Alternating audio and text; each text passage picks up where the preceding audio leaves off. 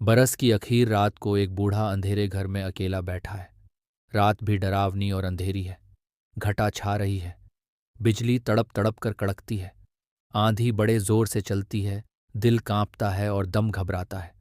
बूढ़ा निहायत गमगीन है, मगर उसका गम न अंधेरे घर पर है, न अकेलेपन पर, और न अंधेरी रात और बिजली की कड़क और आंधी की गूंज पर, और न बरस की आखिर रात पर। वह अपने पिछले जमाने को याद करता है, और जितना ज्यादा याद आता है उतना ही गम बढ़ता है। हाथों से ढके हुए मुंह पर आंखों से आंसू भी बहे चले जाते हैं। पिछला जमाना उसकी आंखों के सामने फिरता है। अपना लड़कपन उसको याद आता है, जबकि उसको किसी चीज का गम और किसी बात की फिक्र दिल में न थी। रुपये अशर्फी के बदले रेवड़ी और मिठाई अच्छी लगती थी। सारा घर, माँ बाप, भाई बहन उसको प्यार करते थे। पढ़ने के लिए छुट्टी का वक्त जल्द आने की खुशी में किताबें बगल में लिए मकतब में चला जाता था। मकतब का ख्याल आते ही उसको अपने हम मकतब याद आते थे।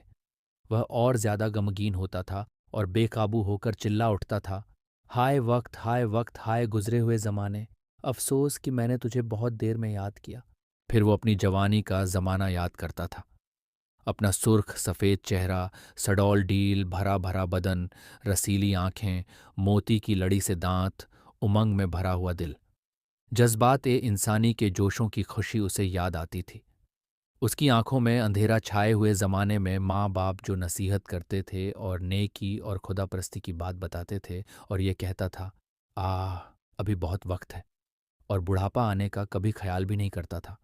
उसको याद आता था और अफसोस करता था कि क्या अच्छा होता अगर जब ही मैं उस वक्त का ख्याल करता और खुदापरस्ती और नेकी से अपने दिल को संवारता और मौत के लिए तैयार रहता। वक्त गुजर गया। अब पछताए क्या होता है। अफसोस, मैंने आप अपने तई हमेशा ये कहकर बर्बाद किया कि अभी वक्त बहुत है। ये कहकर वो अपनी जगह से उठा और टटोल टटोल कर खिड़की तक आया। खिड़की खोली, देखा कि रात वैसी ही डरावनी है। अंधेरी घटा छा रही है। बिजली की कड़क से दिल फटा जाता है। हौलनाक आंधी चल रही है। दरख्तों के पत्ते उड़ते हैं और टहने टूटती हैं। तब वह चिल्लाकर बोला, हाय हाय, मेरी गुजरी हुई जिंदगी भी ऐसी ही डरावनी है जैसी ये रात। ये कहकर फिर अपनी जगह आ बैठा। इतने में उसको अपने माँ बाप, भाई बहन, दोस्त, आशना याद आए, जिनकी हड्डियां कब्रों में गलकर खाक हो चुकी थीं। माँ गोया मोहब्बत से उसको छाती से लगाए, आंखों में आंसू भरे खड़ी है, ये कहती हुई कि हाय बेटा, वक्त गुजर गया। बाप का नूरानी चेहरा उसके सामने है और उसमें ये आवाज आती है कि क्यों बेटा, हम तुम्हारे ही भले के लिए न कहते थे। भाई बहन दांतों में उंगली दिए हुए खामोश हैं और उनकी आंखों से आंसुओं की लड़ी जारी है।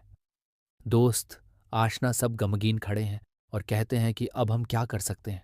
ऐसी हालत में उसको अपनी वो बातें याद आती थीं जो उसने निहायत बेपरवाही और बेमुरव्वती और कज खुल्की से अपने माँ बाप, भाई बहन, दोस्त, आशना के साथ बरती थीं। माँ को रंजीदा रखना, बाप को नाराज करना, भाई बहन से बेमुरव्वत रहना, दोस्त आशना के साथ हमदर्दी न करना याद आता था। और उस पर इन गली हुई हड्डियों में से ऐसी मोहब्बत का देखना उसके दिल को पाश पाश करता था। उसका दम छाती में घुट जाता था और ये कहकर चिल्ला उठता था कि हाय वक्त निकल गया, हाय वक्त निकल गया, अब क्यों कर उसका बदल हो। वो घबरा कर फिर खिड़की की तरफ दौड़ा और टकराता लड़ता खिड़की तक पहुंचा। उसको खोला और देखा कि हवा कुछ ठहरी है और बिजली की कड़क कुछ थमी है, पर रात वैसी ही अंधेरी है। उसकी घबराहट कुछ कम हुई और फिर अपनी जगह आ बैठा। इतने में उसको अपना अधेड़पन याद आया, जिसमें न वो जवानी रही थी और न वो जवानी का जोबन, न वो दिल रहा था और न दिल के वलवलों का जोश। उसने अपनी उस नेकी के जमाना को याद किया जिसमें वो बह निस्बत बदी के नेकी की तरफ ज्यादा माइल था। वो अपना रोज़ा रखना, नमाजें पढ़नी, हज करना, ज़कात देनी, भूखों को खिलाना, मस्जिदें और कुएं बनवाना याद करके अपने दिल को तसल्ली देता था। फ़कीरों और दरवेशों की जिनकी खिदमत की थी, अपने पीरों को जिनसे बैत की थी, अपनी मदद को पुकारता था। मगर दिल की बेकरारी नहीं जाती थी। वो देखता था कि उसके आमाल का उसी तक खातिमा है। भूखे फिर वैसे ही भूखे हैं। मस्जिदें टूटकर या तो खंडर हैं और फिर वैसे ही जंगल हैं। कुएं अंधे पड़े हैं, न पीर और न फकीर। कोई उसकी आवाज़ नहीं सुनता और न मदद करता है। उसका दिल फिर घबराता है और सोचता है कि मैंने क्या किया जो तमाम फ़ानी चीज़ों पर दिल लगाया। पिछली समझ पहले ही क्यों ना सूझी। अब कुछ बस नहीं चलता और फिर ये कहकर चिल्ला उठा, हाय वक्त, हाय वक्त, मैंने तुझको क्यों खो दिया। वो घबरा कर फिर खिड़की की तरफ दौड़ा। उसके पट खोले तो देखा कि आसमान साफ है, आंधी थम गई है, घटा खुल गई है, तारे निकल आए हैं। उनकी चमक से अंधेरा भी कुछ कम हो गया है। वो दिल बहलाने के लिए तारों भरी रात को देख रहा था कि यकायक उसको आसमान के बीच में एक रोशनी दिखाई दी और उसमें एक खूबसूरत दुल्हन नजर आई। उसने टकटकी बांधकर उसे देखना शुरू किया। ज्यों-ज्यों वो उसे देखता था, वो करीब होती जाती थी, यहां तक कि वो उसके बहुत पास आ गई।